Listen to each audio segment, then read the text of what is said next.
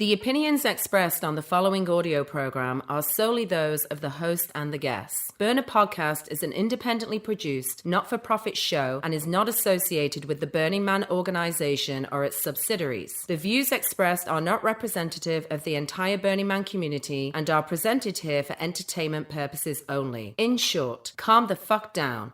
It's just a podcast.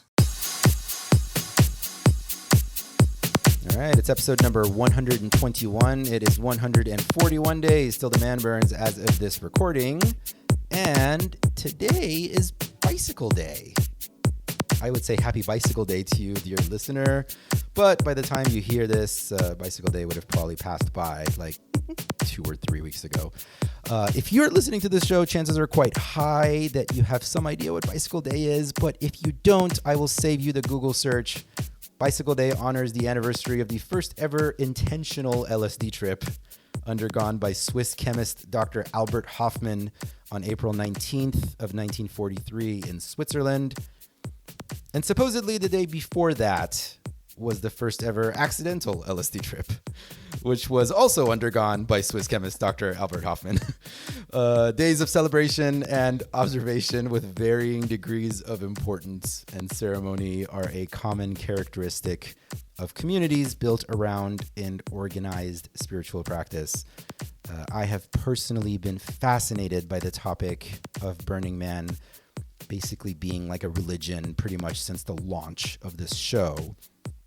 We've spoken many times on this show about the rituals and cultural mile markers that basically serve the same purpose as any organized religion. And I'm really excited to have with me today a guest who is actually qualified to speak on this topic, as opposed to the random assortment of snarky desert rats who frequent these particular digital airwaves, commenting and waxing philosophic, mostly for our own entertainment purposes. Today, we have an actual expert on the topic as our guest. I am seated in the dining room of Dr. Amanda J Lucia in Pomona, California. Amanda is an associate professor of religious studies at the University of California, Riverside, the author of White Utopias, the religious exoticism of transformational festivals, and fellow burner, of course. Copied directly from her bio and pasted right into my script right here. Her research engages the global exportation, appropriation, and circulation of Hinduism. So yeah, today's podcast is going to be a lot of me trying to keep up. And it might be kind of a fun drinking game to take a shot whenever Arash absolutely has no idea what he's talking about, but is sounding kind of great by over-articulating it. After today's chat, we had a little bit of a kerfuffle trying to figure out what DJ mix to play. And it's a lot of times it's like something from Burning Man, or it'll be a mix from a regional somewhere around the world. But for today's show, I'm kind of just going to be uncharacteristically selfish and share a mix by my best friend, my brother, producer of Burner Podcast Presents Alkaline, Navjeet Sarna. Navjeet is not Hindu, he is Sikh. But most importantly, he is one of my favorite DJs on the planet. And the topic of cultural appropriation, his, a lot more than mine, has been such a part of he and I's personal journey through the Burning Man community together that using today's show as an opportunity to spotlight his incredible talent feels fitting. Navjeet Sarna's Winter 2019 mix will be after the chat. But right now, we're going to get to know Amanda. We're going to get to know some of her history. We are going to be talking about her book and the research that she's been doing on this community and the exoticization of Hindu culture and all this stuff. You guys see this all stuff around Burning Man. So that's what today's chat's going to be about. Let's get to know her. Today's episode is entitled Invisible Gates. I go by Mr. Arash, even though nobody calls me Mr. Welcome to Burner Podcast.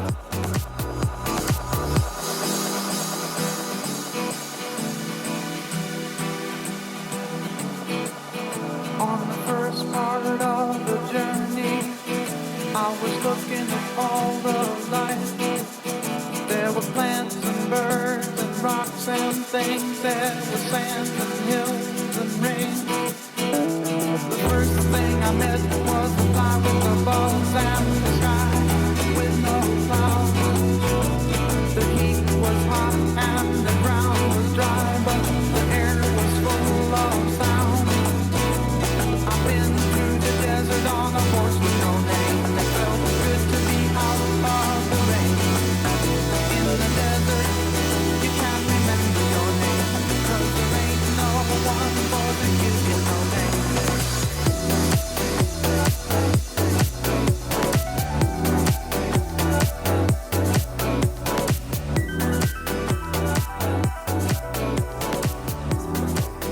that acceptable? Okay, you're allowed to start talking. I will have to stop correcting it. Okay. Thank you very much for such a kind introduction. Yeah, like a little bit closer. A little bit closer. Yeah. Thank you very much. When in doubt, Such around a there. Yeah. kind introduction. Yeah. Good to have you here at my dining room table. Thank you so much for having me. Mm-hmm. Yeah, I mean, you sent me the book a couple of months ago, and I hilariously attempted to read it before bed, which was not happening, because like every time I'd start to read it, I'm like, wow, I need my highlighter, and my brain starts firing off in all kinds of different directions. Like it's not like. Oh, that's good. I thought you were to say like it put you to sleep, and No, you were just falling asleep. On Complete opposite right. is what happened. Is that I became overly engaged, and I very quickly realized that this is not like it's not a bedtime book. Yeah, it's not a shutdown at the end of the night book. So I was expressing before we started recording that I was struggling a bit leading up to this show, like finding the perfect balance between not over preparing or under preparing, because there's so many questions I have. So I just kind of organized some random stuff, and then just kind of trusting, like we normally do on this show, that what we need to talk about will just kind of come to the surface. Fair. Yeah, completely. Yeah. I guess I can start real quick with like, when we say book, and the reason, like, of course I received the book and my first instinct was to read it before bed, because like that's what you do with a book. But it's an academic research project that happens to be housed in a book. So it's actually kind of one of the things I'm most happy about with it is that it's being taught in a lot of undergrad classrooms. Wow. So that's kind of cool. And I think students are thinking about it, and it's kind of a hot topic for people right now to start thinking about whiteness, cultural appreciation, cultural appropriation, all of the different, whatever. It's popular, and at least making space for conversation. Yeah. And that's all I could ever really want for it to do. So cheers. Yeah. Was it, I mean, you've been working on this for how many years now, the project? A long time. Since I moved to California 2011. Okay. Mm-hmm. And so, of course, like, the conversation of appropriation was not like quite as loud in the zeitgeist at that time. And I'm curious, like, when you look at the evolution of your project, do you see it as something like you knew that this was going to be the next big thing, or was it kind of a coincidence in your journey? Yeah, I think it's good to be clear about like how academic research works, maybe from the very beginning, like ethnographic research. So it takes a long time. It takes a really long time, and especially as we're in like the age of like Huffington Post articles and things that kind of turn on a media cycle of 24 hours. Right. That's not this at all. So I first went to the very first research site in this book in 2011, and then started writing and presenting once I kind of had my head wrapped around this topic, maybe around 2015 and 16. We started getting responses from audiences of saying, hey, you're wrong, or think about this better, think about this differently. We started presenting, preliminary findings, you might say. Mm-hmm. And then once all that kind of legwork was completed, I would say by 2018, then I'm writing seriously. 2018, 2019, finishing up. It goes to proofs to the publisher by, spring 2020. And then the world blows up. Yeah. Right? Yeah, so then it came back to me in proofs, actually. So it went to copy edits, and then it comes back in proofs. In June 2020, this is right in the middle of riots in LA, George Floyd's murder, everything that happened over summer 2020, not to mention like a global pandemic, which has killed all festivals and everything. So I wasn't able to address. And also, one other aspect is like the explosion of Q and QAnon and the intersections with yoga and all of that kind of storming of the Capitol, January 6th and everything, which is all after this book. Was really, publishers get angry when you touch anything at the proof stage. Really? You're allowed to move a comma, and you're allowed to like add a few sentences here and there.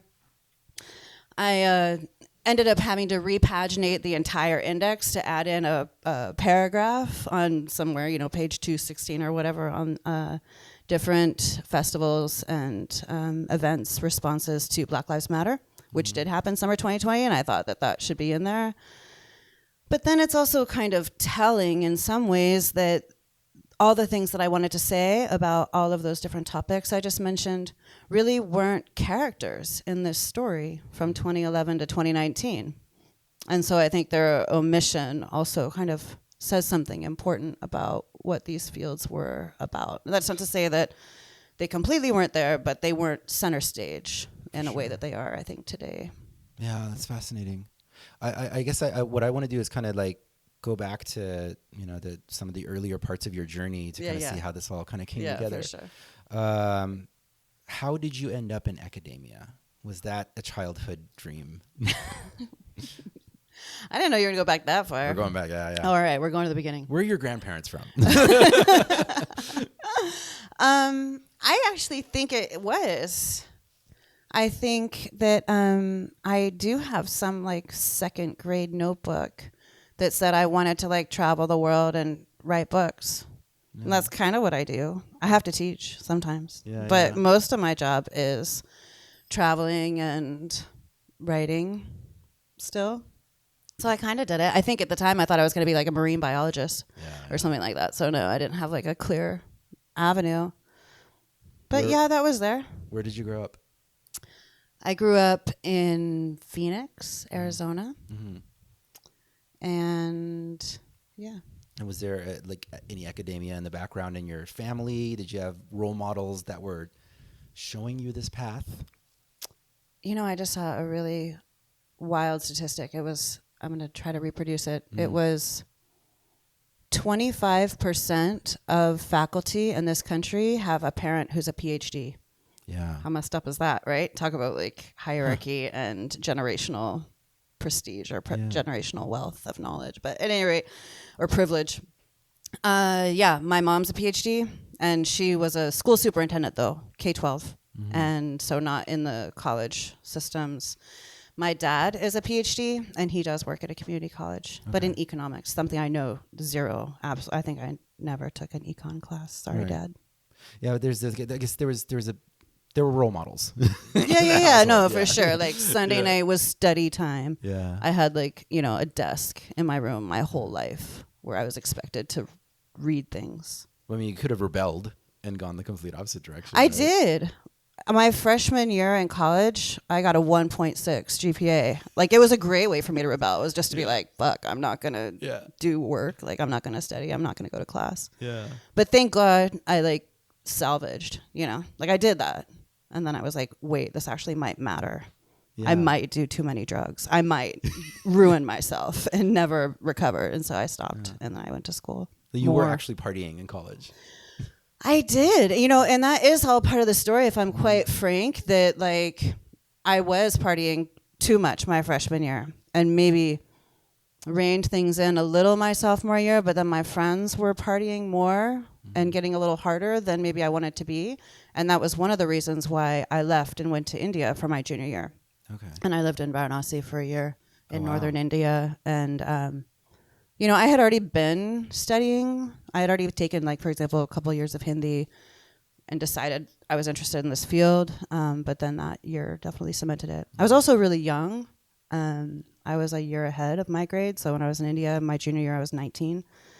And so that's young to be gallivanting around. Yeah. Not that I was gallivanting, but I was studying, and there was a lot of freedom. No gallivanting was done. Yeah, no, but there was a lot of freedom on that. Yeah. I mean, for all kinds of reasons, there was freedom on that year abroad. But what was it about India that captured your imagination?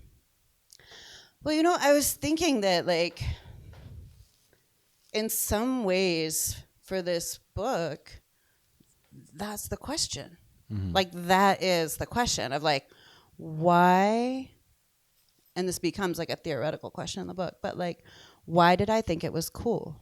Yeah. Why did I think that when my life here was unmanageable, that the solution was going to be to go somewhere else? Yeah. And why was that other place India? And why did I think that people had some kind of answer, I think, to like fundamental existential questions that I was asking at that time. Like, why am I here? What am I doing? Right. What's the point? What is time? You know, whatever these existential questions were. I felt like there were going to be more answers to them there. And that is, I think, the fundamental kind of like exotic question of what this book is trying to address is precisely trying to unpack that. Right. Yeah, and there was already, I mean, there's been such a connection, like a stream of consciousness connection between like the West and India, where there are so many folks that are trying to find themselves and somehow gravitate towards being out there, you know, and now, of course, as your book covers, like there's so much of that showing up over here to people who'll never actually even go out there. But this thing already existed, right? Like this like funnel. For sure. Yeah. For sure. And I think the book is trying to think about like, how does that get solidified so that one doesn't even have to imagine very hard to end up in that discursive stream, like you said. There's already a river going on there. All you have to do is kind of step into it, and then it takes you to the right towns in Rishikesh and Varanasi and the Himalayas, and hanging out with babas and sadhus and ascetics and drinking chai and thinking that you're figuring it all out. Are the Beatles to blame, I wonder? Yeah. In some sense, absolutely they are. Yeah. Absolutely they are. What did you find there in the time that you were at that time? Yeah, at that time. So I'm a kid. I don't know anything. I found, there were riots at the university where we were supposed to be taking classes and studying, so you couldn't go there. And so they were kind of like, we'll figure out a project to do. And what were the riots? Student elections. Okay. I believe the BJP which is a right-wing Hindu party, was trying to get ascendancy, right, in 1996. So at any rate. Yeah. But you couldn't go to campus. And so all of the classes were for naught. And so I was left to try to kind of figure out my own project. And I decided I was going to go talk to ascetics and figure out what they were doing and how they were choosing radically unconventional lives and what they knew. It's a very naive project in some sense. But I was like trekking up and down the Ganges, talking to people in robes and like going to their ashrams and hanging out and saying like, what's the meaning of life? What are you up to? Like, why are you doing this? Yeah. Yeah. But how would they receive you? I think I understood it a little bit then. I think I understand it more now as an older person who's a bit more seasoned in these fields. But certainly there was a sense of like allure and interest to want to talk to the young pretty white lady, right? Like, who's this person? Sure, I'll talk to her. She's, at least a pastime. Yeah. There was also, I think, a sense of wanting to teach. Yeah. In India, of course, guest is God. And so you can go into many spaces and be treated with generous open arms and whatever the person has, oftentimes extraordinary. And I would ask questions and people would answer me to the best of their thinking at that time. Occasionally, I was, like a mosquito. Yeah. I'm sure people were like, "Get out of my space! What are you doing here? You're bothersome and a waste of my time." So when you came back, did you feel like you came back with something new, or was it a continued, like maybe even if it was just curiosity? Yeah, I mean, I feel like that's one of the most interesting things about it was that I had so much more culture shock on the way back. And I had a lot of disdain for, I'm sure anyone who's been abroad and come back has this kind of feeling where you I looked at the aisle of condiments in the grocery store a lot differently, Yeah. I looked at consumption a lot differently. I mean, like where I was living in India, you couldn't throw anything away that the cows couldn't eat because the cows would go through the garbage, right? So I had all this toxic shit with me when I went there. I had no place to put it. So that was like a real awareness to me. Like, why do I have toxic things? Like nail polish remover and deodorant. I mean, not that I don't wear nail polish and use deodorant now, but it was definitely an awareness of that. And I mean, things are different all over India. I don't want to be simplistic about it. Of course, there's like lots of people in Mumbai who are high fashion models and living in, bazillion-dollar penthouses who were not thinking this way. But at that time, for me, in this small way, in this small place, that's what I was thinking about. Right.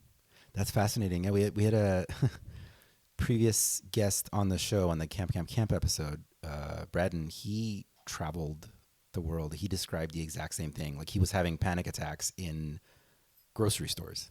Yeah. It was really a lot to walk in there and feel like just see aisles and aisles of plastic and things we can consume. Mm-hmm. That's a trippy feeling. Mm-hmm. So what happens next? You're back in school here? Yeah, I came back. Well, to be frank, I didn't want to come back. I was super ready to just trek out, but I am an only child. And I'll never forgive my mom for this, and I hope she listens to this episode. But I told her, we're really close, and I told her that I was not coming back. I think somewhere around April or May. And she promised me that she would buy me a flight to go back for the rest of my life whenever I wanted. A promise which I would like to say she has never cashed in on. Oh my God. Yeah, but at any rate, she got me on a plane and I came back, and she was not concerned that I would stay. I think she was okay with that, but she was really concerned as an educator that I would not finish my 4-year degree. Yeah. So I did. I came back and I took Sanskrit, which totally kicked my butt after, I'd gotten pretty good at Hindi, and then I took some Sanskrit, and brutal. And then took 4 years off doing all kinds of other things, and then ended up going to grad school for history of religions. Yeah. And then at what point in your journey are you discovering the festival culture? Not really until this book. Really? I would say. Yeah, I mean, I knew that Burning Man existed back in Chicago. I tried to get one of my friends to go, who was an artist sometime in the 90s. The through line for this book is all about yoga practice, and I started that during that year in India. So I guess that is a through line that is impactful in these more yogically oriented festivals. And the whole kind of interest in New Age or spiritual but not religious, and like, how does this category get comprised? That all happens at this period. But straight festival culture, not really. I was kind of a newbie looking at like, oh my gosh, look at all these people. What are they doing? Yeah, so that wasn't until like 2011, you said. Oh, okay. Yeah. So prior to 2011, you just kind of had an understanding that this stuff existed, but it was academia and this research that brought you into this community. And it was yoga through Bhakti Fest, right? Through a Hindu devotional type festival. I had been to, I guess, a couple ISKCON different festivals because I was interested in ISKCON. You know, they do their kind of international yoga, international Krishna consciousness festivals. A friend of mine in grad school said that Burning Man was his religion. Yeah. And I thought he was awesome, so I listened to that. But no, it wasn't until 2011. Interesting, yeah. And go ahead. Sorry, on that point, and Burning Man not until I think it's 2015. Yeah, the thing that's kind of interesting is that when you're describing that it was academia that first brought you here, like research that brought you here, the thought that was going through my head is like, is that like a, I don't know, like an undercover going native? like it's kind of like a chicken or the egg kind of situation. But I guess like as a researcher, you get to fully download into the experience and experience it from all realms. Like you're not observing it from the outside in order to go explain it to other people from the outside. Like you're fully immersed in this culture and in this movement in your own way, of course. Yeah, I mean, that's the goal, right? The goal is, so the field would be like ethnography, and no matter what you're doing, whether you're going to go if I was going to write a book about Goldman Sachs, I'd want to get a job at Goldman Sachs, right? Or like somehow figure out how to be affiliated and learn from the inside to try to understand what's the internal understanding of that community. And same way with these different festivals that I was looking at, the different yoga spaces that I was looking at. The goal was to become part of that scene, to become one, to try to feel things as other people feel them until, you know, there's no separation. And then kind of the trick is, depending on how much you like your field site, is to like then remove yourself from it quite a bit so that you can get some clarity, just like you had that experience in the grocery store coming back from India. You want to kind of, oh, okay, this gives me clarity on that world as well as my own world, and then right in the space in between so that you can kind of bring people into a different space. That's fascinating. Yeah, I'm flashing back to my cultural anthropology classes. Yeah, precisely. Yeah, and I'm remembering that there was a conversation had by our professor was describing that there is a bit of a debate in the community about the level of involvement, like in depending on what they're what they're exploring, where there was, and I could be misremembering this, but he was describing it as like, for example, Western academics like fully engaging and living with like a tribal culture, and he was describing how like different people would have, like different researchers would have like different levels of involvement, which they agreed was like ethically okay. You know, one researcher would go to fully engaged in, like, I forget the example that he was giving was like an orgy experience in a tribal culture. And he was describing that he's like, I couldn't do that. But this particular researcher could and did write, you know, exactly the whole experience. So I don't know, that's coming to my mind right now. And I'm just wondering like what your experience with that has been. Was there a conversation had either with yourself or with, you know, your mentors, whoever on the team that you're going through this process with, where there's a question of like, or is there two involved? Or is it just like, I'm going to go live this life because it's the life that I normally would live, and I'm going to write this academic paper about it? Yeah, I mean, I think two involved, I teach methods. And so I always ask these questions with my students, right? My grad students as well.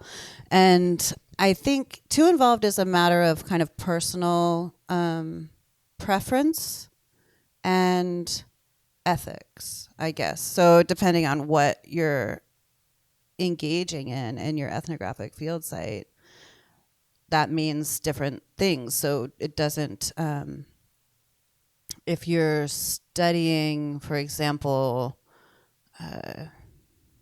Nazis or pedophilia or white supremacy, or, you know, how deeply you want to get engaged in any of those things depends on your own kind of moral constitution and your own willingness to kind of try. So some people who have worked on, for example,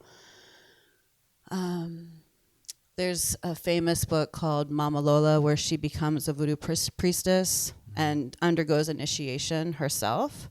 And some people have said, yeah, in order to write on those topics, you absolutely have to do that. Otherwise, you can't get in the door, right? No one's going to kind of tell you the insider knowledge unless you fully become an insider.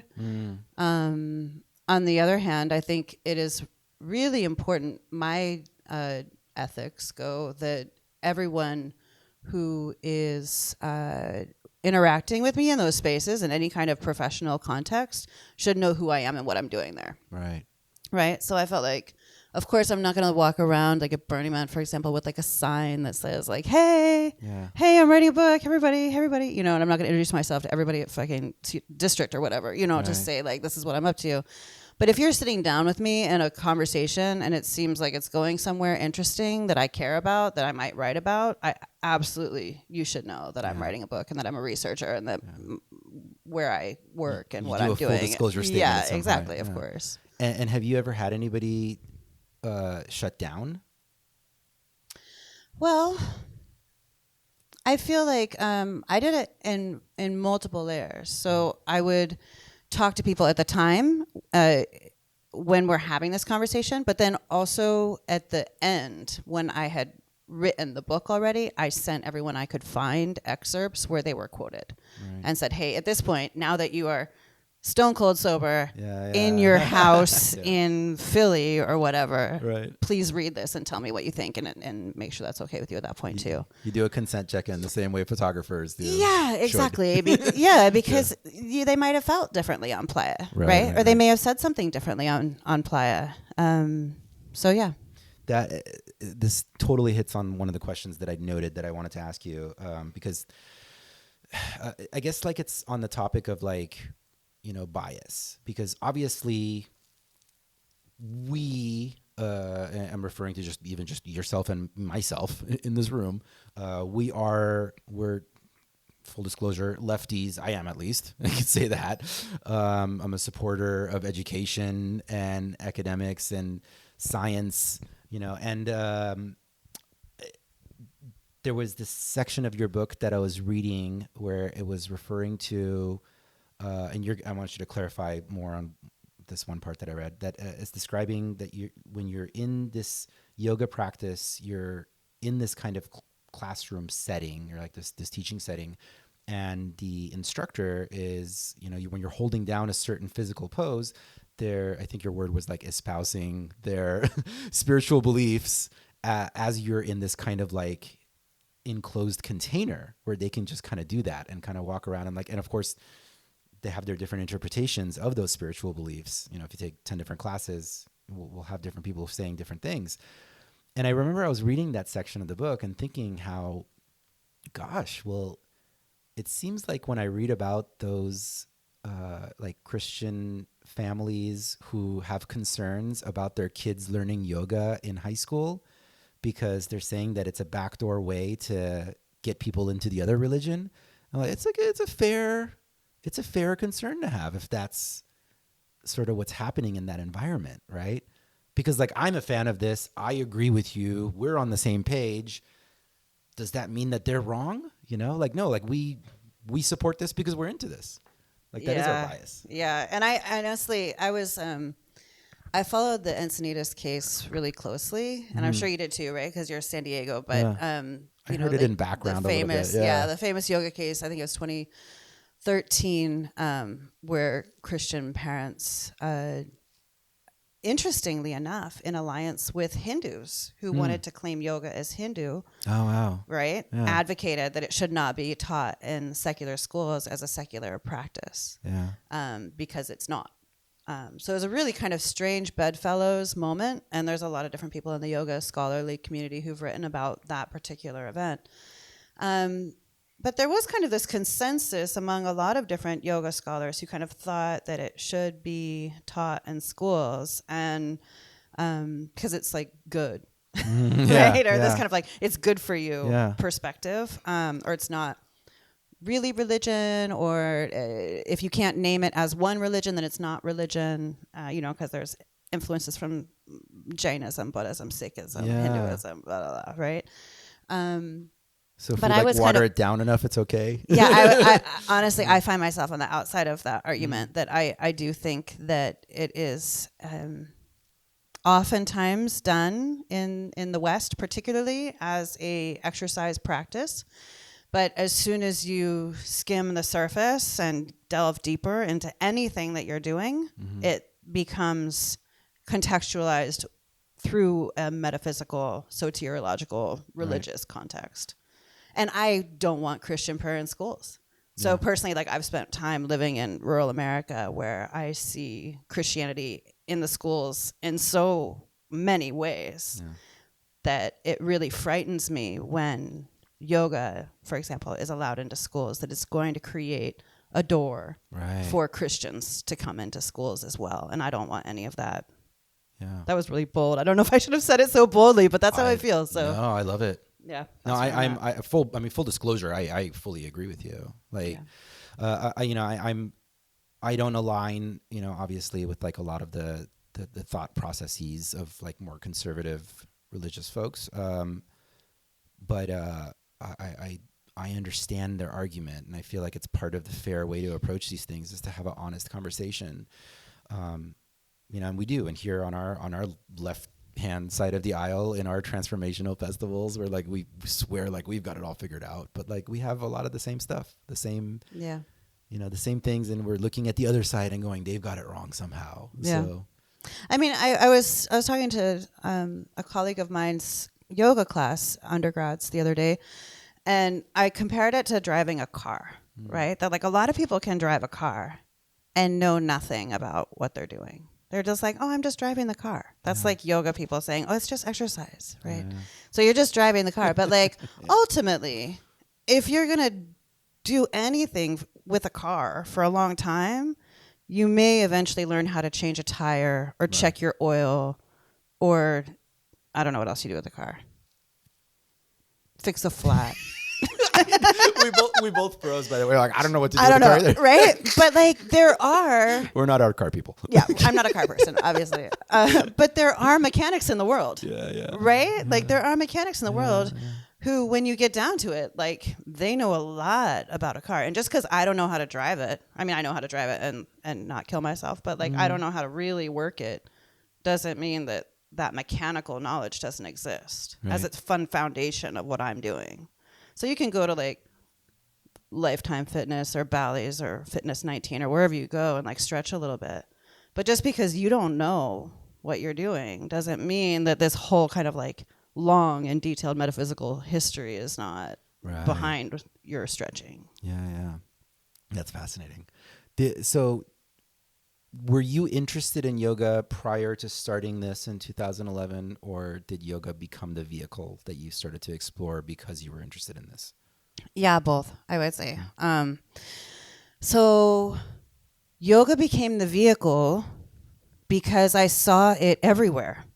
And because I was so interested in how yoga teachers were sermonizing during their classes. And I heard some pretty amazing quotes. I quote Helena Blake, which is a pseudonym in the book, who says, you kind of get these people, meaning yogis, into this kind of excited and open space, and at that moment they'll do anything.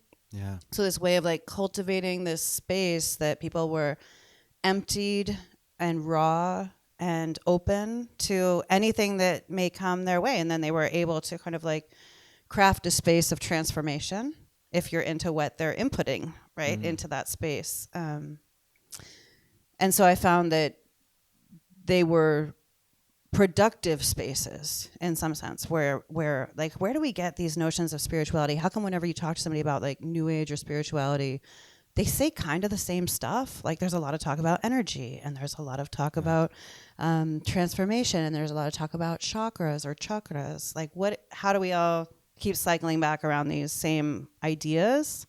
That was kind of the fundamental question. And I saw the yoga class as one like propagator or manufacturer of those ideas. Right. You started to see that as like the pulpit. Kind of. I mean, I hate to use that kind of Christocentric language, but yeah. I mean, but then before that also, I found that like when I was 19 in India, like one of the first ways that they were like, you know, here's an important thing to do while you're in India, you should take a yoga class. And so we used to go to yoga and do it on the roof. And it was very magical to my young sensibilities. We watched the sunset and do yoga. But then, of course, afterwards, we like go downstairs and smoke cigarettes and drink chai. So like it wasn't, perfectly ascetical.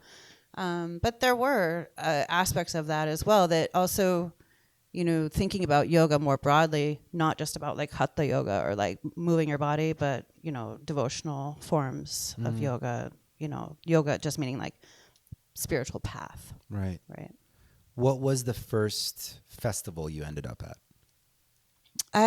So it's the whole reason behind this book was I kind of moved here. I got hired to teach Hinduism through kind of the job ad was about half ethnic studies, half religious studies. And I got hired at UC Riverside. And I didn't really know. I mean, I grew up in Phoenix, but I didn't know very much about Southern California. And so I was like, okay, I've got to meet Indian Hindus and figure out like, where's the temples and what am I doing here? And how do I kind of connect?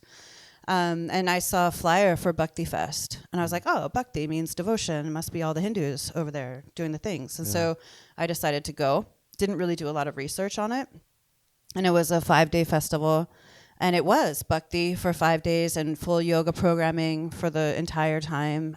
Kirtan, devotional music, chanting, the whole bit. It was great, but there were very few Indians there. It was mostly white. And so that's when I started to be like, that's interesting. Yeah. And then I also would talk to people while I was there, and I would kind of say like, oh, when did you get into this, with my old Chicago brain telling me that like, oh, these must be kind of recent people who are just getting into this. Yeah.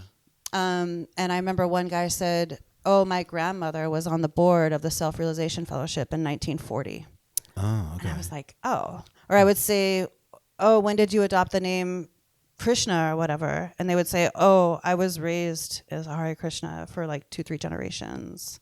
Right? So I realized that this kind of way of thinking about white converts, you know, you don't really use that word because it has such like a religious connotation. Sure. And a lot of people don't identify like as a convert. But the way of thinking about like cultural appropriation as inherently superficial was incorrect, I thought, because then I was meeting all these people with these really deep commitments and long-term roots. Yeah, yeah. That's it. I don't know if this is a parallel, but I remember having that kind of interesting experience when I went to South Africa. I recorded episode 100 of this show there, and it was and I interacted with a lot of white folks there who like coming there as an American. I remember I went in with this, like I had this story in my head that they must also see themselves as the white people in Africa. And then when I spent time with them, I'm like, oh, this is like your great grandfather or whatever migrated. Like you've never known any other life. The identity that they would claim as African, which was like super. It was interesting. It was kind of shaking. It changes the narrative a little bit, right? Yeah. So that's when you gain interest. You start to explore it. What are the next few festivals that you start to go into? Now this is the earlier part of you kind of putting together these ideas. Yeah, totally. At this point, I didn't even know I was going to do this project in some sense, right? I was still finishing up a different first book that came out in 2014. So that's what I was working on. I was just kind of trying to figure out what Southern California is about. Yeah. Went to Bhakti Fest, and then it has a sister festival, so I went to Shakti Fest, and then started listening more and more to yoga teachers in those spaces, got kind of keyed into this notion of pulpit or sermonizing or anything that they were up to, and followed those same yoga teachers. So followed them to, I believe, Wanderlust was the next festival I went to. Wanderlust are more kind of straight yoga festivals all over the world. And then from there, saw some of the other yoga teachers going to Lightning in a Bottle. So I went to Lightning in a Bottle, went to their yoga stages and meditation stages, and Lightning in a Bottle has a lot of kind of indigenous consciousness that they're also trying to kind of put forward. Right. But then also things about health and wellness, reform, transformation in general in a variety of different fields. And then I, from there, as I listened to the producers of Lightning in a Bottle say that they kind of wanted to make a middle ground between Burning Man and Coachella, I was like, okay, well, if they're trying to make an accessible Burning Man, then I should probably go to Burning Man. And I knew about Burning Man from before and was like, I had a research budget, and I felt like if I was going to do anything that was talking about festivals in general, that Burning Man, even though it kind of decries the term festival, it's not really a big fan of that word, that I should probably show up and at least find out what it was all about. Yeah. What is the definition of a transformational festival? Some people don't even like that phrase. So I use that phrase because it's convenient. Sure. Some people prefer, I should say some scholars prefer, but it's also some events prefer transformational event. Mm-hmm.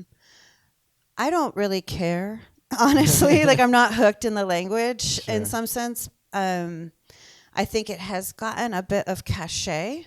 So some younger or more small festivals really want to be in that. They want to be like, look at us, we're transformational, we're in this category. And then some powerful festivals like Burning Man are like so powerful that they don't even need the category anymore. They want to transcend the transformational festival category. So that's fine. And I think that's I hope it's one of the strengths of the book, that the festivals that I think through in the book are very, very different from each other. They're in some ways worlds away from each other. I guess if I were going to lie or put down a definition upon it, I would say something like an event that has a some kind of a you can't even say anything, because once I start to say it as an event with a goal, then that implies that there's like a singularity to it, which of course there's not. But an event that has at its purpose, expressed in multifarious or multidimensional ways, some notion of transformation. Mm-hmm. And that can take a lot of different forms. It doesn't have to, I don't want to only put a kind of spiritual overlay on it, because a lot of people, for example, at Burning Man, don't even think about it like that. They're like, fuck spirituality. I'm out here to drink whiskey and wish I could shoot guns like I used to be able to do or whatever, you know? So I don't even want to superimpose that upon any event. But I do think that even for that person who wants to fuck off in the desert and shoot guns, or wish they shoot guns and drink whiskey, they also do that for some kind of purpose, right? There's a reason that they're there. It's not just times pass, as you would say in South Asia, right? Yeah. So yeah. And then some, of course, are much more explicitly catering to the individual who they want to say, like, come to this event. It will be transformative. It will be spiritual. It will be ground shaking for you. Right. Yeah, and I guess like just you describing it that way. I mean, for the sake of, using language as a technology to communicate here is what we're doing. Right. But yeah, I guess like, traditional festivals were revolving. It's like so funny. I'm so deep in this world that I've like forgotten that there were music festivals that don't have yoga. Right. But I guess that's what makes it a transformational festival, is that it has more offerings, which is language used in the book, coincidentally, than just like going to, like, let's say, like, I don't know, a rock music festival where I'm going to go see this band. I'm going to go see this band. I'm going to go see this band. I'm going to eat a hot dog. I'm going to go home. Yeah. I mean, and I think a lot of people are very conscious about that when they're going to a festival. I also really viewed them in the book as learning spaces. And you're right, that may be my educator bias somewhere in there, but I don't think so. It's probably a bit of both, right? I think that you can learn about permaculture at Lightning in a Bottle, and you can go to break free from your sexual boundaries workshop at Burning Man. You can learn things in these spaces, and they're community gatherings that are informal teaching spaces, sometimes directly formal teaching spaces, but oftentimes informal kind of ways of reproducing transformational ideas. Right. It's amusing too, because I at this point I've had multiple conversations at this point with folks who describe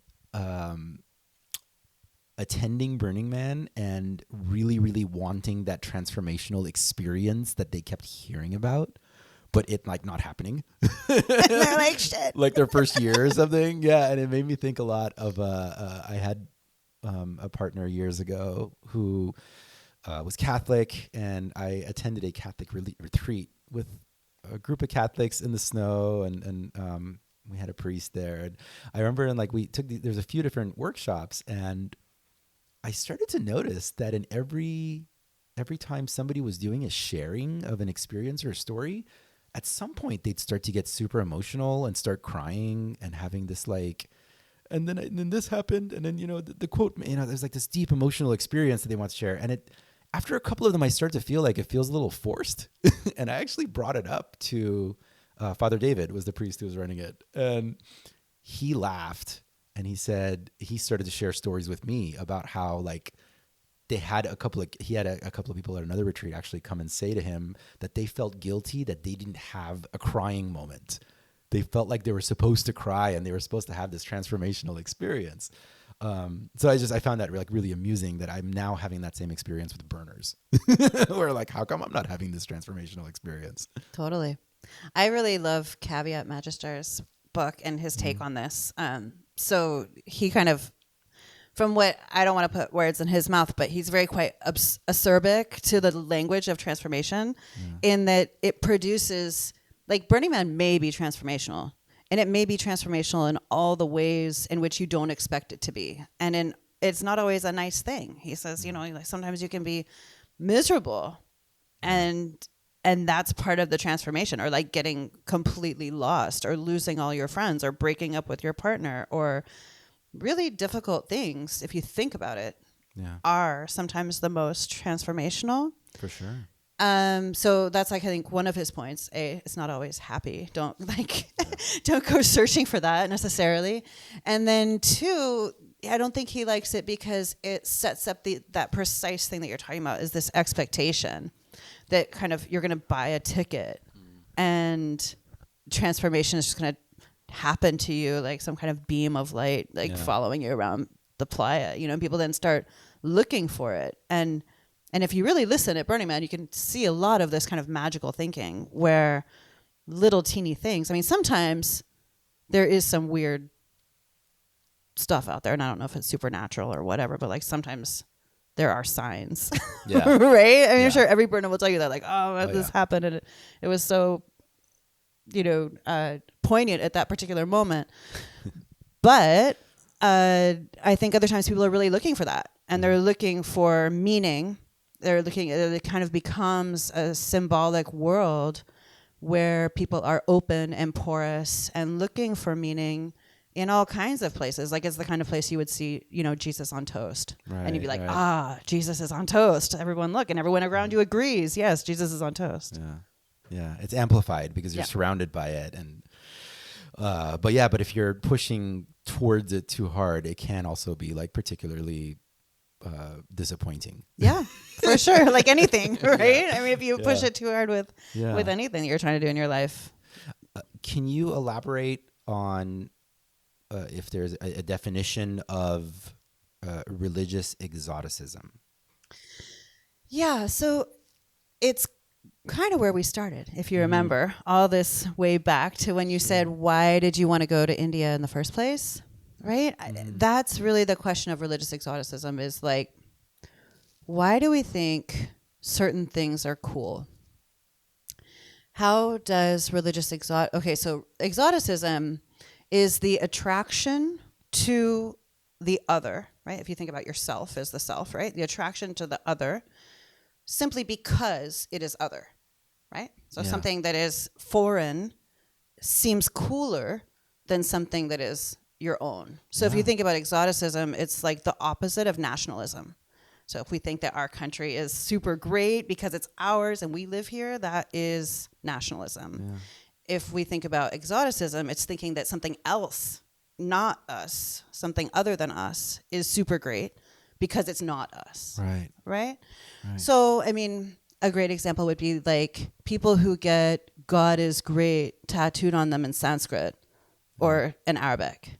And they think it's super cool, but they would never get that tattooed on themselves in English. I was just about to say that. Right? Because it would be like very uncool to say that. But yet in Sanskrit, it's super cool. We say the universe or source now. Right? Because God triggers people into thinking about, grandma, conservative grandma, grandpa, right? Sure. But it's like the same concept. It's just, Sure. It's also, as you're describing it, was just the whole time it was making me think of like musicians who get a lot of success from touring small towns that are not where they're from. Yeah. Because at home, it's like, oh, shut up, Mike. We've heard this before, know. But yeah, there's this excitement about like, I don't know, French band, whatever is coming to so and so, and it feels more exotic and exciting. The allure of the other, right? Yeah. And that, I mean, where it gets problematic, and I talk about this quite a bit in the book, is when it creates a whole discourse, and it is the exoticism is about an entire kind of religious way of life or a cultural way of life that's presented as the solution to the kind of crises of the self, right? So I gave you the example of when I was kind of done with my friends and done with my life in undergrad. I'm going to go find the solution elsewhere, right? I had a boyfriend actually at the time, and I will never forget, he turned to me and he's like, you're not going to find any answers over there that you couldn't find in your own backyard. And I was like, oh, you're so dumb. And I went to India, right? Yeah. But it's a very interesting point. And I'm not for not learning, and I'm not for only staying in your own backyard. But I do think that there's a way in which, particularly in contemporary spirituality, there's a lot of attraction to ideas of the other and things of the other, not so much the people. And so that's where it kind of comes into question, is that why aren't we building those relationships with the people, right? Or why aren't we building the affection, the knowledge, the sharing, the affinity with the people? We're building it instead with ideas, discourses, things, material objects. God, that's an excellent transition to the topic I was figuring out how to kind of move towards. Just helping out. yeah. Thank you. Because like that's the conversation, right? About like when it becomes appropriation, and when it becomes problematic, and it's not a black and white answer, but I don't know. I guess like I think about like gentrification, for example. And this is just an example that I'm going to share, and tell me if it resonates. Change is sort of always happening in one way or another. Like neighborhoods are changing, people are coming and going. It's probably the most common way that it plays out is you have like artists that move into like poorer neighborhoods because it's like, all right, I can build a studio here because I can't afford to live anywhere else. And then they make the neighborhood cool. And then like the Wall Street guys start moving in there. And I remember kind of like seeing this up in the Bay Area where the gentrification felt so much more aggressive, specifically because of this example I'm going to give. Like in Oakland, we were staying with a friend who lived in this like gorgeous enclosed complex where they had all kinds of modern art and like, it was like it was really, really cool. But it was like this gated thing. And then you step out of the gates and you were in the hood. And so it's like what these are like kind of like socially awkward tech guys who had a lot of money and they would go and buy like a condo that they could afford in Oakland so they can commute to work in San Francisco. But then they would buy it in this kind of like compound, which was closed off to the rest of the community. And they'd had like no interactions with people who've been living there for multiple generations. So it kind of feels like correct me if I'm hilariously wrong about any of this, but it feels like that's where like sort of where the conversation about it being problematic is connected to about how exoticization is like, yeah, I'm interested in your things. I want to I want to put a bindi on and I want to look cool in this thing, but I don't actually have any Indian people in my life. I don't actually interact with any of them. Might even avoid them, to be honest. But I do have this very expensive thing that I'm going to wear, and I'm going to go to the yoga festivals and this and that. Yeah, I mean, I think that's a really good example, actually. And I kept up. Yeah. No, you're doing it. And who am I to say what? But I think it's not what I tried to come through with the book is it's not really a prescriptive book. I'm not telling people how to live or what's right and what's wrong, but I'm thinking through what would, in some sense, exoticism depends on a lack of proximity, right? It depends on a lack of knowledge. It depends on if we were going to act in partnership or in solidarity or even in friendship, just basic friends, communication, appreciation, all of those modes, it wouldn't be so prevalent. And so that I think that your example of the gated community is definitely part of the problem. And one of the things I was trying to figure out is like, where's the gate? Right? Yeah, because it's not physical. It's not physical. And anybody can buy a ticket and go to Burning Man. Yeah, of course. Anybody could, but somehow there's an invisible gate. And I don't think that many people who attend want that gate to be there, but they don't know why it's there. And so there's sometimes discourse about that, right? Like, why don't people come? Or what is it that's happening? And I think this kind of like I tried to get at with this notion of exoticism as being like one of the reasons. Without that kind of partnership, solidarity, friendship happening, it looks like a gated community. Right. That's fascinating. And I think that gets to so much to discuss there. Because the conversation of diversity is, it's such a thing that everybody's trying to figure out how to fix it. And they're trying to figure out how to fix it as fast as possible, it feels like. And a lot of it is very well-intentioned. I can kind of like, again, speaking from my own cultural context, navigating the Burning Man community. I personally, like, I kind of feel, I haven't like chimed in on this too aggressively, but it feels, I see like some of the camps and stuff, for example, like coming up with like, we're going to buy tickets for our Black friends, and it feels like this like leap of, I need to like fix this as fast as possible. And it's well-intentioned, but I think it really hits on that mark of what you're describing, is like that confusion of like, there is a gate there and you can't see it, and people kind of don't want it to be there, but they can't understand why it's there, and I don't know, I guess I'd love to be able to contribute to the conversation of how we help dissolve that invisible gate. I guess step one is just seeing it, right? Admitting it's there. Yeah. Right? Yeah. I mean, I definitely want to, I'm interested in your perspective, because you're coming at this from a long time burner perspective and a potentially, person of color. I don't know how you identify, but I think you may have. That's one of the things I think that could be done, is there's a lot of POC leaders within the Burning Man community who can tell you a lot about where the gate is, you know what I mean? And how their own experience of living and being in those spaces is. The Black Burner Project is awesome. Oh, yeah. There's a lot of, there was just a retreat, I believe, up at Fly Ranch. There's people moving around this issue, and there's a lot of leadership already there. So we should do everything we can to listen and empower. Yeah. I wanted to get some of these other phrasings in there. SBNR. That's spiritual but not religious. Yep. Is that a phrase that existed prior to this book? Yep, I did not make it up. Okay. No, it really comes. I should have looked that up. No worries. It comes from my own, but also the community, if we can even say like singular community. But the community's discomfort with the term New Age, which became so pejorative, became really a negative term that people were kind of deriding. People kind of like hippie turned into a negative term that people don't self-proclaim. Maybe some people do, but many people don't.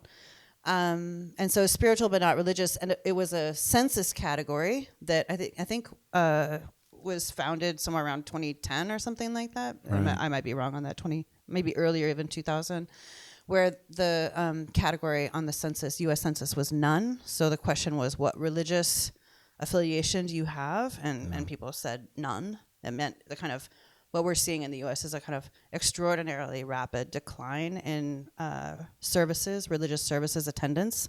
I think like 20% in the last 20 years. Right. So that changes the demographic, and you get a lot of people in this category of SBNR who say, I'm spiritual, but I'm not religious. So that means that they may have beliefs in a creator God even. They may have beliefs in multiple gods. They may have beliefs in something that's bigger than them, like energy or the universe, but they don't really know what it is, right? Yeah. Or they just may feel like nature is really powerful, right, and really big. Anything that makes you feel like bigger than yourself.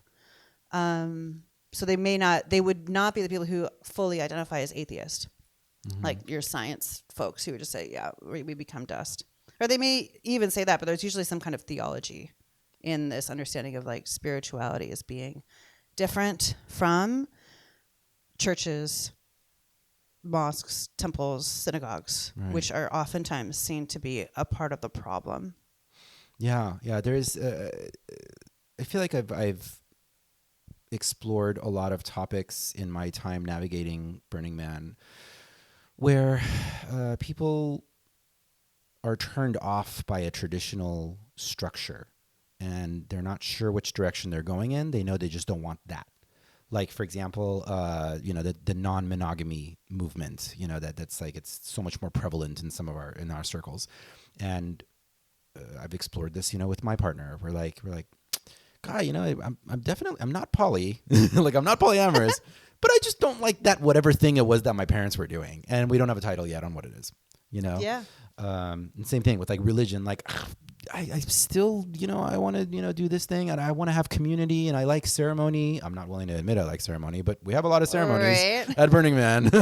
But I'm just not into the church that my parents were forcing me to go to. So there's a lot of like leading edge exploration, I guess, which that would fall I under. think there's that for sure. I think there's a lot of people who have that kind of, I would say that's kind of a positive view, maybe, right? Yeah, I'm optimistic. Yeah.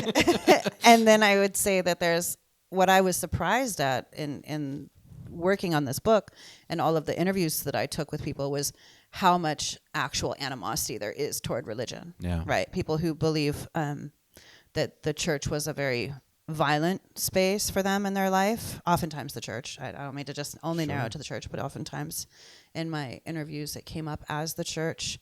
Potentially an abusive space in their life, or a condemnatory space, a guilt-laden space where they didn't feel that they could do whatever, or even just I think there's a real movement afoot of people, I think it has everything to do with Google and neoliberalism and the birth of the internet, but people who want to think for themselves and believe that they're coming to their own conclusions autonomously as independent actors. Right.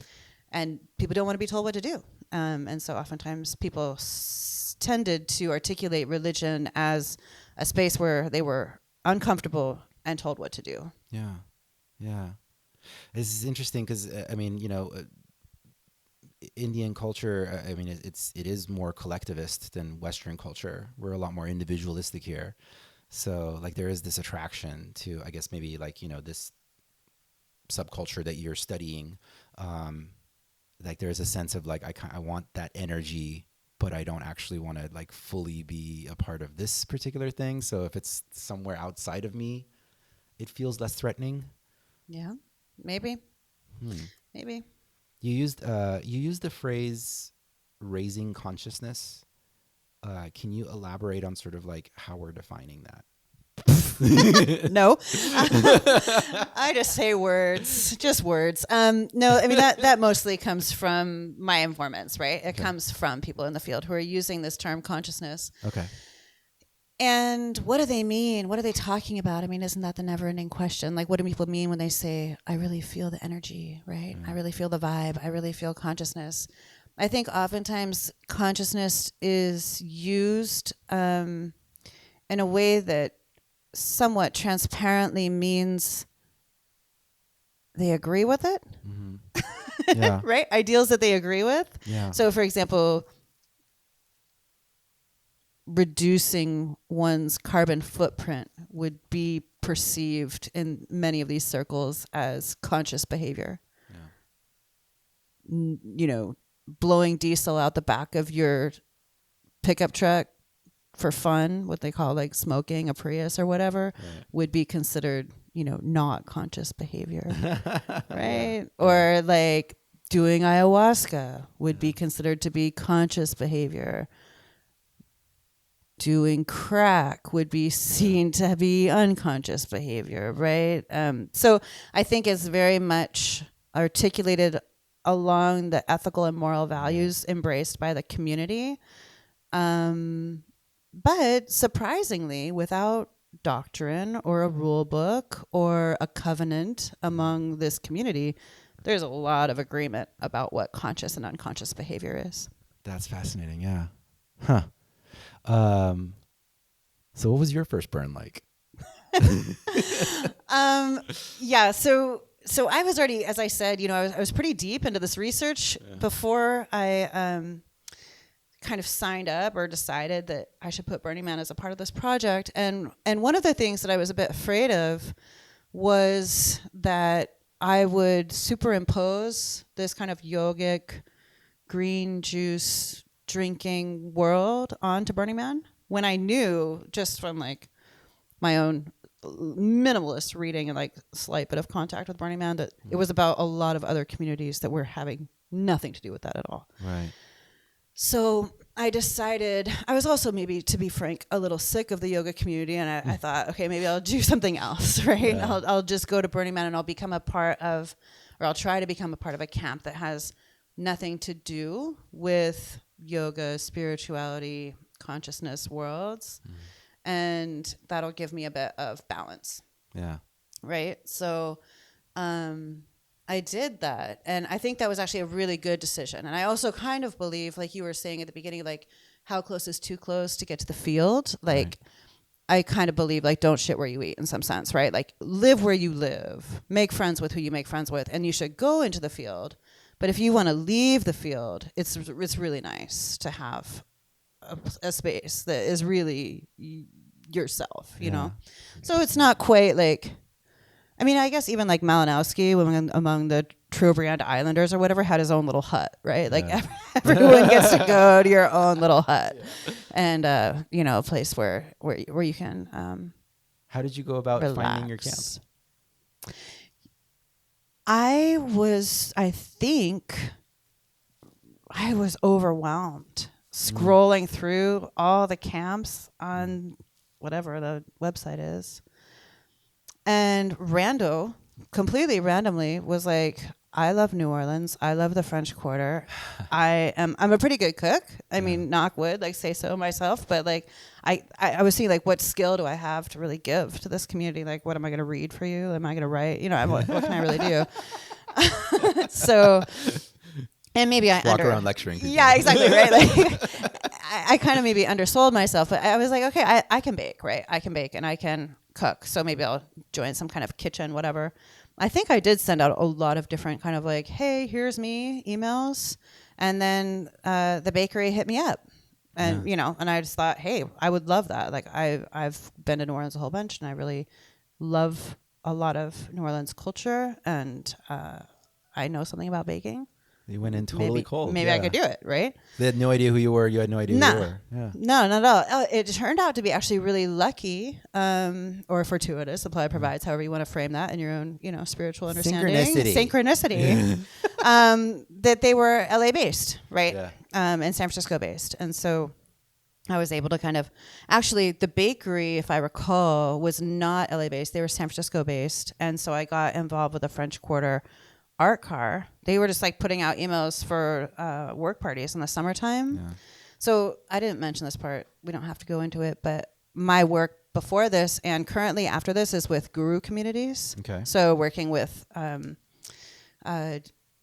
variety of famous religious teachers, celebrity gurus. And in order to kind of get into those ethnographic field sites, one of the easiest ways to do it is just to work, right? Yeah. Go volunteer, do seva, work routinely and constantly until your fingers bleed, and then you'll become part of that community. Yeah. But anyway, I kind of followed that pattern with Burning Man. Okay. I was like, okay, I'm just going to go work, and maybe, you know, that will be my ticket into people liking me or knowing me or me being able to connect with the community. Yeah.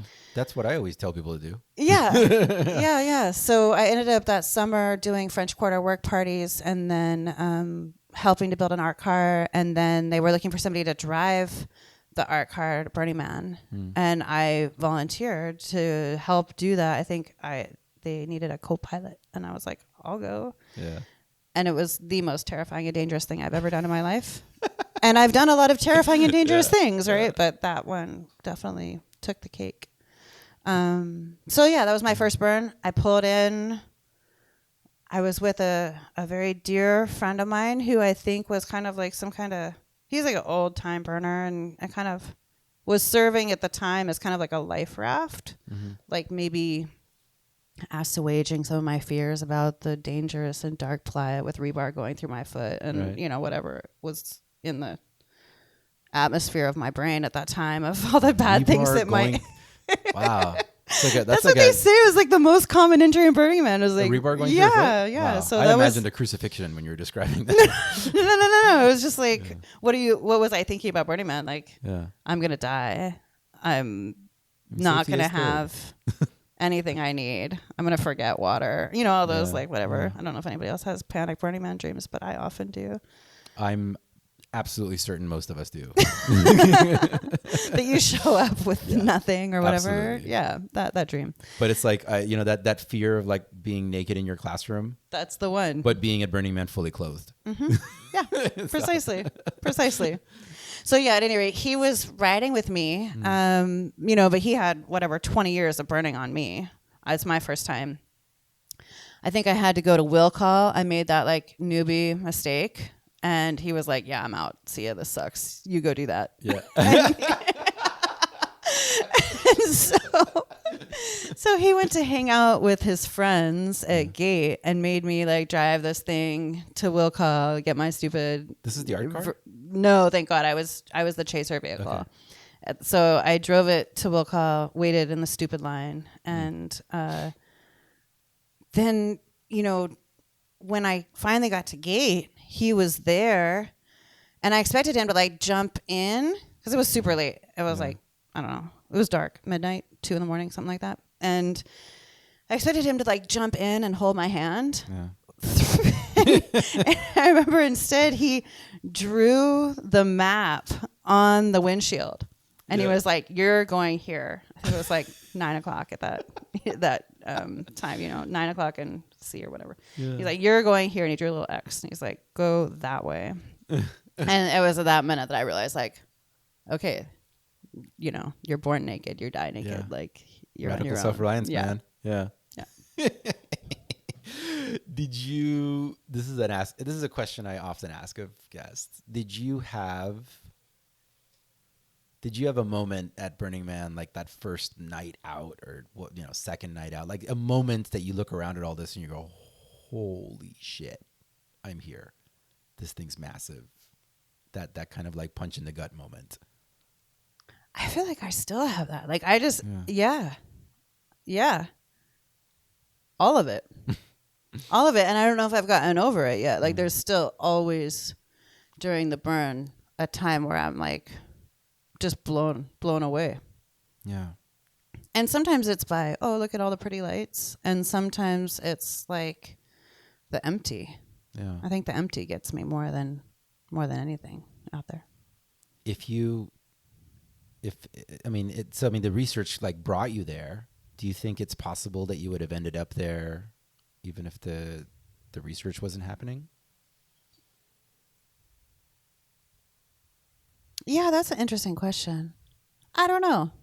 Honestly, I'm glad the research brought me there. Yeah. Even without the research, I might stay there. Yeah.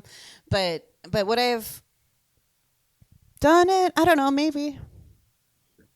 But it takes a lot of time and a lot of energy. So without that initial kind of kick, I may not have, because I would have spent my time and energy elsewhere. Right. Yeah, there's a carrot on a stick for everybody. Yeah. Yeah.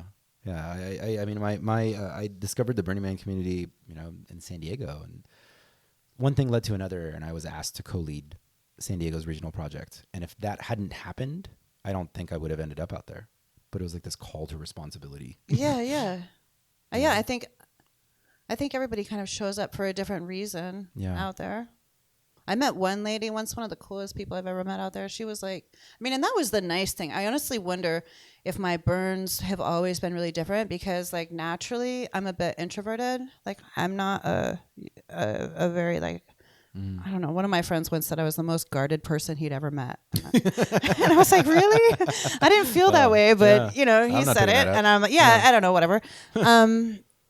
But with the book and the research, it made me talk to people. Yeah. I would force myself to like pack my little water and my little notebook and ride out and stop random people and be like, hey, can I talk to you for an hour? Yeah. And that totally changed my burn, right? Like it changed my experience of what it was and what participating. People that was your are. Participation. Yeah. But it was amazing in a way that like, when the research is done, I'm going to have to remind myself to do that. To actually do that, not just like hang out with my bad self. Or, and that's okay too.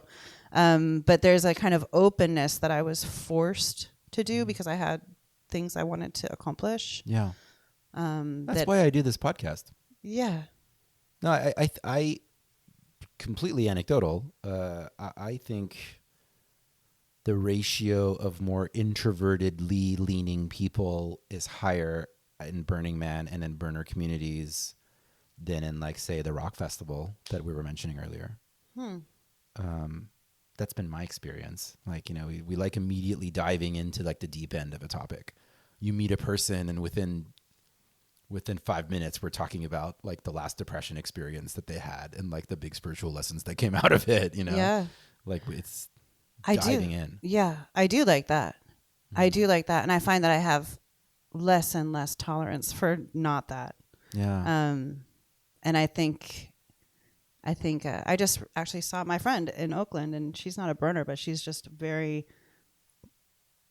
on the level kind of person that, like, you go into her house, there's no bullshit. She doesn't want to know, you know, what you ate for dinner last night or how what your logistical world is looking like. She's like, you know, somebody who says, so how are you, sister? And, you know, there's no space, you know, there's no kind of, oh, let's get through 10 layers before we get to the real answer there. No, like the answer is asked and it's a question. So, I mean, I appreciate that. And I do think that that's a really beautiful and valuable part of Burning Man culture. Yeah. So in the earlier chapter of this adventure between 2011 and 2015, you know, you're having these experiences with the yoga festivals and noticing like the white population. So how did your view of this evolve over the course of this journey and culminating in your experiences at Burning Man? Well, I guess I would be a little bit nervous about making any kind of like linear trajectory, right? Because they're all very different, and I want to kind of like give them each their due in their space. And I think there's probably a lot of people in the Burning Man community who would really say, okay, we have nothing to do with Wanderlust at all. Like, that's a totally different model, and I want to respect that and be cognizant of it. I also want to acknowledge that it's interesting to me that of the festivals in the book, Burning Man is the most diverse, I would say, right? And diversifying. So I think statistics, 2017, 77.1% white, so still predominantly white. But even just the year before, I believe it was something like 82. So that's dropping 5 percentage points in a year. That's huge, right? Any political figure would love to get 5 percentage points in a year of diversity of their constituency. So I think that something's happening. And I think it's also interesting to me that Burning Man has the most diverse offerings happening on Playa, which is one of the reasons I think that it's not as dependent on this kind of appropriative exoticism that I see happening in general. And that's not to say it's not there. You know, it's there. But I think that is one of the ways in which I began to see these festivals was the whiter they were, the more deeply invested in exotic or ideas deemed exotic, the whiter they were. So that's kind of curious, right? It's an interesting demographic fact that I think says something. And to be frank, to start off in this work, I wasn't really interested in whiteness. I was kind of just going to festivals and being like, what are all these people doing? And trying to learn and trying to be as open as possible so that I didn't kind of contaminate their worlds with my own thinking. And it was only in my first couple talks that I gave, and I would, show PowerPoint slides while I was talking, that I had several different audiences say, why is everybody white? And why aren't you talking about it? Yeah. And then I think my first response to that was like, they're not all white. Nuh-uh. I was really naive and kind of dumb, or at least not cognizant, right, of what these field sites were. And that's, I think, part of my own positionality as a white woman, that I was kind of like thinking about white normativity in a very uncritical way. And then I started to kind of look around and say, okay, wait, actually, this is a huge thing. and I have to acknowledge it. I have to not only acknowledge it, but like interrogate it and think about it and think about why, where is the gate, right? So I guess, like you said earlier, that the first way to like open or get rid of the gate is to even see it. I think I definitely followed that trajectory. Yeah. Huh. That's really powerful, because that was actually going to be my question is, I mean, you obviously, having had come from a very fertile ground of analysis and observation, to be able to have an experience, but to also be able to observe the experience in at least like with some level of awareness of one's own bias or non-judgmentalness is a skill set that an academic develops over, years of study and time, whereas the average person probably is not necessarily thinking in that manner. So I guess if that makes sense, and I guess the question would be like, how can we help? Like, what kind of advice can we give to our white burner friends who are exoticizing community and not realizing it, maybe? Yeah. I mean, I can't really take credit for that. I mean, yeah, like I said, it was some of these talks, but I also teach at UCR, right? UCR, whose student body is predominantly students of color. And, it was something that when I've given lectures and kind of taught at other wider universities, the things that I think about and that I have a knowledge set, a skill set in, like guru movements in India and the Beatles and Maharishi Mahesh Yogi and things like that, were naturally not naturally, but were constructed as cool in kind of white privileged spaces. And then I came to UCR and my classes didn't fill. And they really saw that gate. And they were like, many of my students thought that like the attraction or the exoticism of all of this was something for white Orientalists to do and not really part of their set of religious or cultural values. No, that's not to say everybody, not 100%, but in general, there was just less kind of inherently, I was used to spending the first couple weeks of all my classes being like, okay, let's deconstruct this Orientalist colonial understanding of India. Yeah. And I found that when I was teaching at UCR, I didn't have to do that so much. Instead, I had to like persuade them that this was worth studying, right? That we should read the Colonial Archive because it's going to teach us something about, and they're like, why should we even read this shit, right? So at any rate, I think that from my perspective, what that is a moment of kind of contact, right?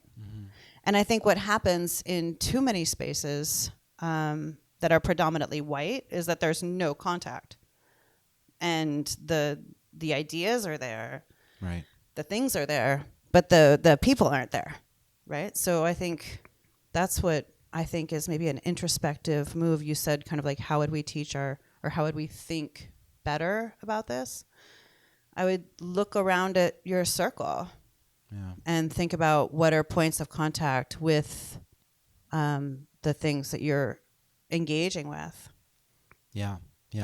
Which is, I really appreciate, that's really resonating with me saying that, because I've had private conversations with folks who are, trying to make decisions about things to do in their camps and such. And my feedback has been like, instead of necessarily coming up with, ticket hookups, how about invite more people of color to like hang out, like not just wait till Burning Man, like go hang out at stuff like the rest of the year, like go have dinner together, go grab lunch, and it's again, I always go back to my favorite quote from Rumi, which I always butcher, by the way, is yesterday I was clever and I tried to change the world. Today I'm wise, I'm changing myself. And, there's that sense, like kind of look around in your immediate circles and see, is it just the ideas that I'm collecting and hoarding and then dismissing the people? Or is there something that we can more deeply engage in that would be beneficial to that stream of consciousness we mentioned all the way at the beginning of our conversation, that spiritual exchange program between the West and India, right? I also feel like people tend to recruit in their own circles. I mean, the fact is that like the U.S. is very much fragmented according to ethnicity, right? There's Koreatown and there's Chinatown and there's, an African American side of Chicago and there's a white side of Chicago. We're a segregated society racially and ethnically. So it's no surprise that like your Burning Man camp is segregated as well. Like, not that everybody, there's an international contingency that's there, but a lot of Americans. And so, for example, 3 years ago, I think, we had an Asian woman in charge of recruitment at the bakery. And she was young and beautiful, 25 maybe year old Asian woman. Surprise, surprise. Half of our campers ended up being young and beautiful 20-something Asian people. Right? And so, she recruited in her friend circle and they came. Yeah. So if your camp is struggling with diversity, I think that, getting people to recruit in their own circles or recognizing that they very much will attract people who look and act like them or from their own even socioeconomic demographic is pretty high. So I like techno. So it's going to be other people who listen to techno that show up. Exactly. Right. So trying to diversify your recruitment team, if you're a kind of camp like that is doing active recruitment, some camps aren't. For sure. Yeah, that's fascinating. Huh. So yeah, I mean, your book's done. You're I'm sure you've had quite a few of these kind of interviews and experiences, since it came out. What's sort of next for you? What are your plans? Well, so this was kind of rough, honestly. Like writing a book about whiteness at this time is a very difficult thing to do. It's also something that I think thinking about race relations in the U.S. that it is a time for white communities to think about how they're acting and how they're, even if they're perceiving themselves as liberal, non-racist, right? A lot of white folks tend to look at racism as something that happens elsewhere, right? Those are those guys in hoods, or those are those guys on a southern lane somewhere, not in my backyard, not in my community.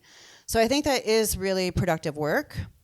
I'm also very concerned this time that it could recenter whiteness in a time when I'm like, God, should I even be publishing this book, right? Like, should we not just pass the mic in some sense?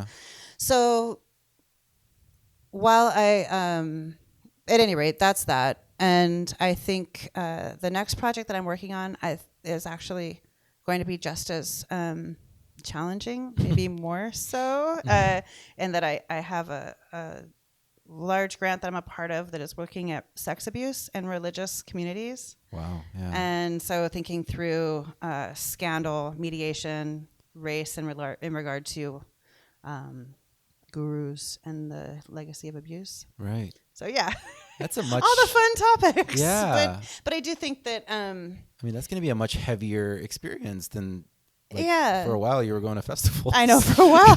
Now you're going to go in this dark space. Yeah, it is different. And so I mean, it's really going to be a place where you have to like step up your ability to some extent like detach and be able to like not bring your work home in your head and go to sleep at night, right? It is although yes, and I would say that good. Yes, I have to be careful, particularly because I have children, right? Like how much do I speak about my work, talk about my work? Like it influences and colors my life and my perspective. Yeah.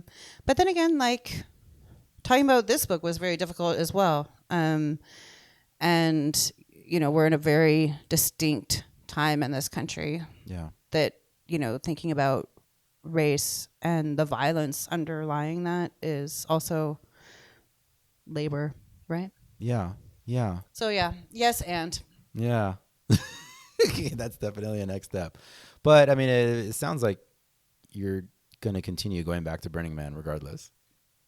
Yeah, it's a thing. I mean, I wonder. I think I will.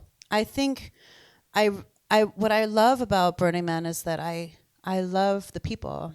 I'm sure most people say that to you. Yeah. But I love the people. I love what we were talking about that kind of like drop-in immediacy, and I love the empty space of kind of wonder that can be produced out there.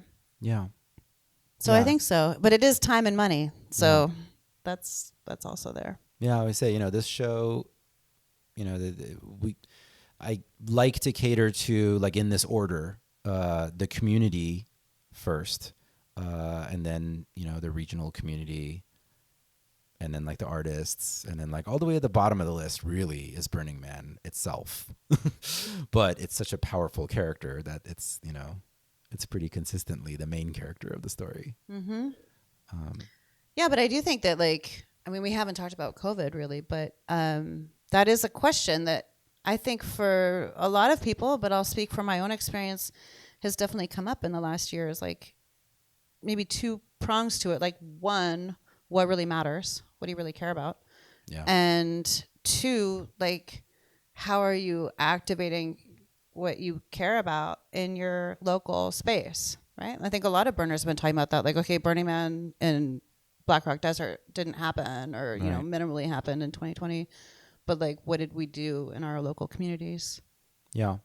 Yeah, speaking of, the religious ceremony part of it, like, the reason I say that this is how many days it is till the man burns in the beginning is because whether or not Black Rock City happens, people all over the world are burning this effigy. That was kind of cool about this past year. Did you see that? Like, all over, right? People in their backyards and...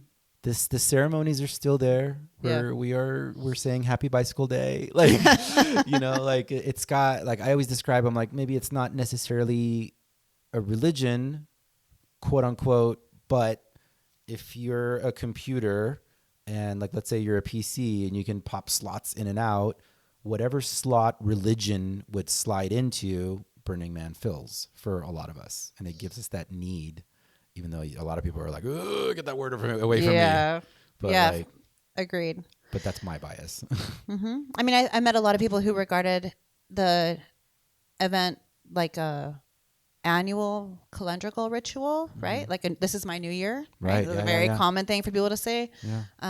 Other people who regarded it as a pilgrimage, right? And then other people who are thinking about it in terms of, like, a metaphysics or a moral compass that they're trying to, like, activate in their own worlds. Like, how are you doing gifting in your neighborhood? Or, there's lots of different ways in which it's filling that slot. Yeah, it's an incubator, if you will. Yeah. Thank you so much. This has been so much fun. Very much so. Super happy that I was able to... I'm glad we pulled it together, right? Yeah.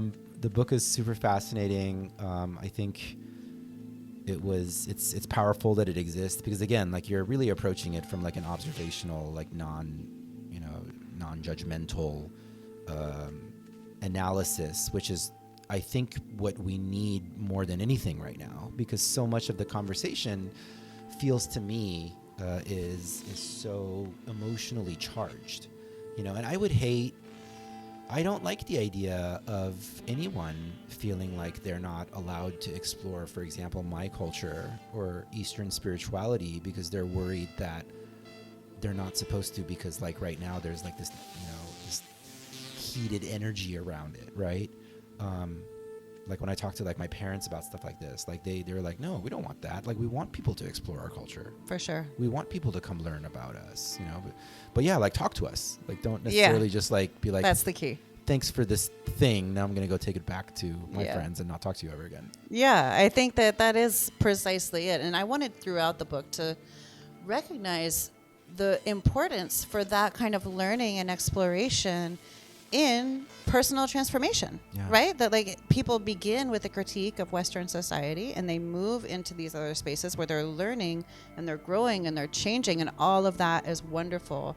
I think the question then becomes about representational spaces and how are those representational spaces acting in solidarity with the very people from which these cultural and religious and spiritual ideas come from. Right.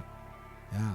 Gosh, thank you. This has been an amazing episode. I'm super happy we did it. Thank you. Super happy we connected. Yep. Thank you so much for everything. Well done. Thank you so much for coming out. Yeah. I'm going to do the outro part. All right, cool. You are now listening to the sounds of Navjeet Sarna. This set was not recorded at Burning Man in winter of 2019.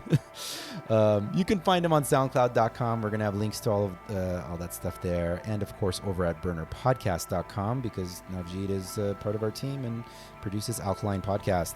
Please leave us a review on iTunes or your podcast platform of choice. And do message us if you want to support the show by contributing in any fashion. You're always invited to pitch interviews in your neck of the woods. All of these links are over at burnerpodcast.com, where you'll also find links to Alkaline, Build to Burn, Into the Fire, and Music.bm. Our producers are Louis Gallipo in Bermuda and Lana Boy in Brooklyn. And our opening theme music is America's Horse with No Name Remix. It is produced by Joman. He is over at soundcloud.com/DJ Joman. So until next time, love, light, and all that other crap. Take us out, Navjeet Sarna.